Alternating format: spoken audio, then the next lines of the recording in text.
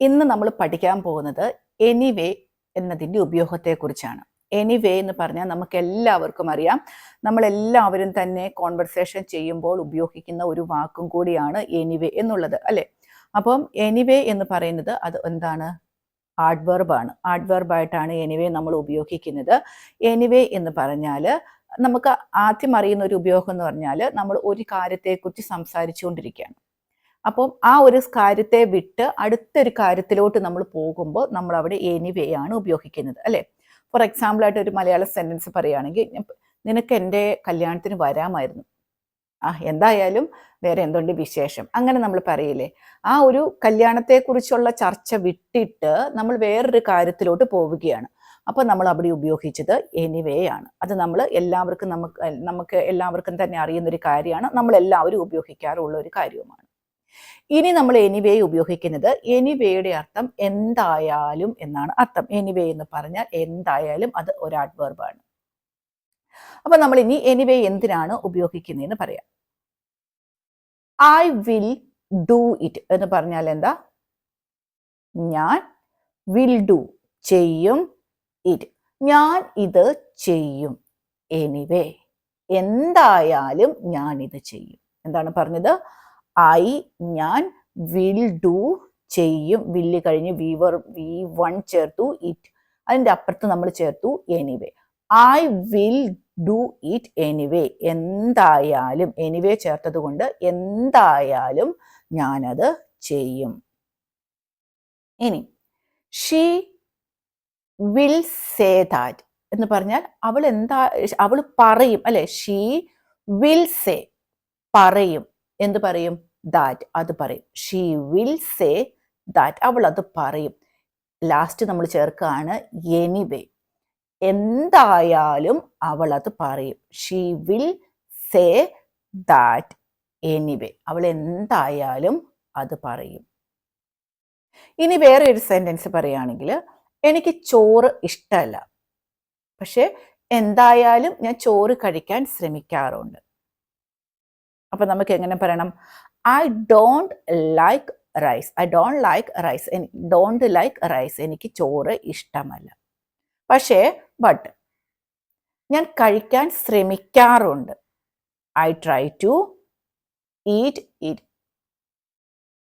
Anyway, എന്തായാലും.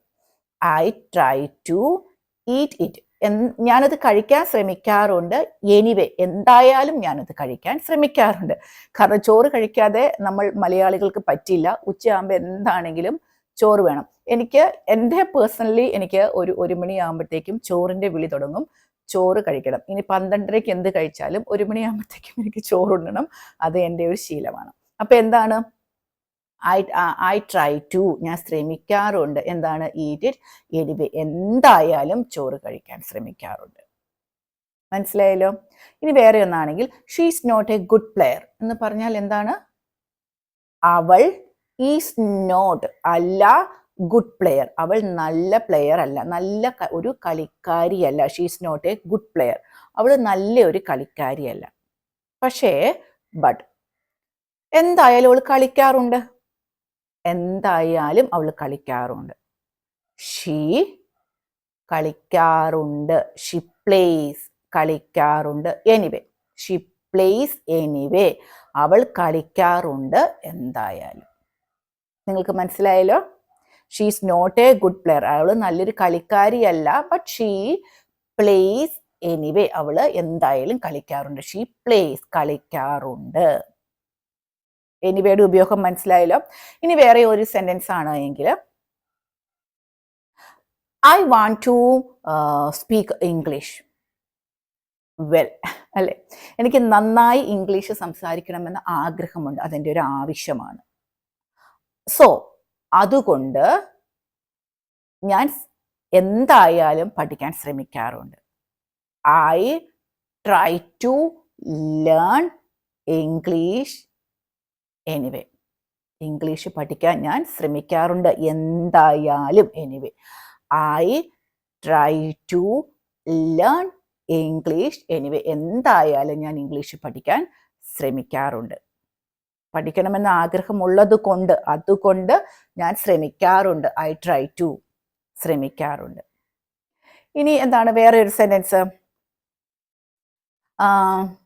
ഇനി ഞാൻ വേറെ ഒരു സെന്റൻസ് നിങ്ങൾക്ക് പറയാം. നിങ്ങൾ അതൊന്ന് നമ്മുടെ കമന്റ് ബോക്സിൽ ഇപ്പോൾ തന്നെ ചെയ്തോളൂ. എനിക്ക് ഡാൻസ് കളിക്കാൻ അറിയില്ലായിരുന്നു.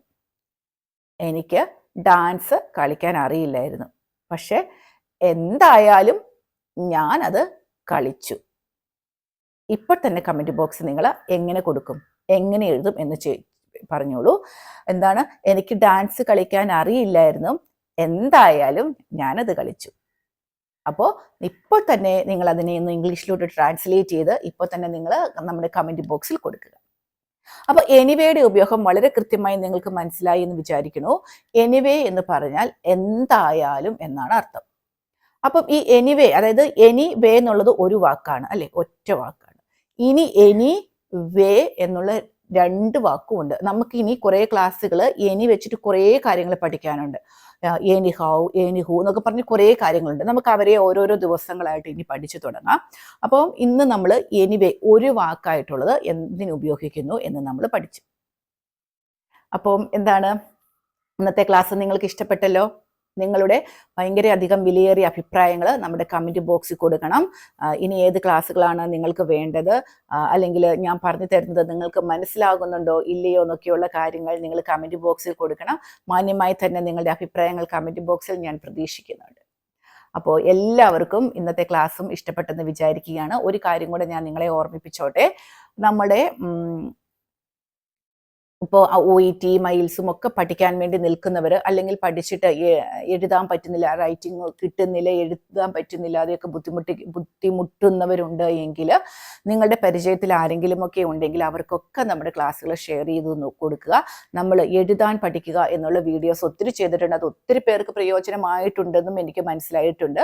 അപ്പം അങ്ങനെയൊക്കെ ബുദ്ധിമുട്ടുന്നവർക്കുണ്ട് എങ്കിൽ നമ്മുടെ ഗ്രാമർ ക്ലാസ്സുകളൊക്കെ കൊടുക്കുക. അവർക്ക് പഠിക്കട്ടെ, എല്ലാവരും പഠിക്കട്ടെ. അറിയാത്തവരൊക്കെ ഉണ്ടാകും, എല്ലാവരും അത് പഠിക്കട്ടെ. അപ്പോൾ ഇംഗ്ലീഷ് പഠിക്കണമെന്ന് ആഗ്രഹിച്ചിരിക്കുന്നവർക്കൊക്കെ നമ്മൾ വളരെ സിമ്പിളായിട്ടാണ് നമ്മുടെ ഈ ചാനലിലുള്ളത് അല്ലേ. ഞാൻ വളരെ വളരെ വളരെ സിമ്പിളായിട്ടാണ് ഞാൻ നിങ്ങൾക്ക് പറഞ്ഞു തരുന്നത്.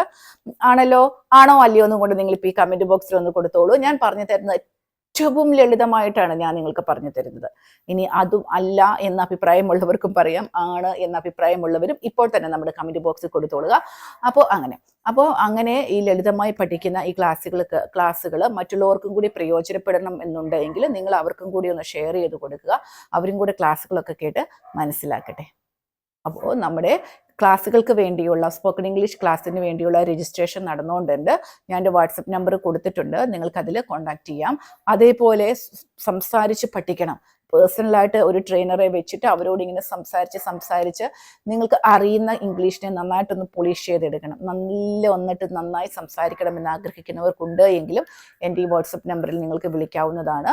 നിങ്ങളുടെ സീറ്റ് ഉറപ്പാക്കി നിങ്ങൾക്ക് സംസാരിച്ച് പഠിച്ച് തുടങ്ങാവുന്നതും കൂടിയാണ്. അപ്പോൾ എല്ലാവർക്കും നല്ല നല്ല ദിവസങ്ങൾ ആശംസിക്കുന്നു. എല്ലാവരും പരീക്ഷയുടെയൊക്കെ തിരക്കിലോട്ട് പോവുകയാണെന്നാണ് വിചാരിക്കുന്നത്. അപ്പോൾ എന്താണ്, നമ്മൾ അടുത്ത മാസത്തോടു കൂടി നമ്മുടെ കുട്ടികളുടെ ക്ലാസ്സുകൾ തുടങ്ങാൻ തീരുമാനിച്ചിരിക്കുകയാണ്. അപ്പം അതിനും താല്പര്യമുള്ളവർ നിങ്ങളുടെ കുട്ടികളെ 1 month ഒരു മാസത്തേക്ക് ഗ്രാമർ, അതായത് ടെൻസസ് അവരെ പഠിപ്പിക്കും.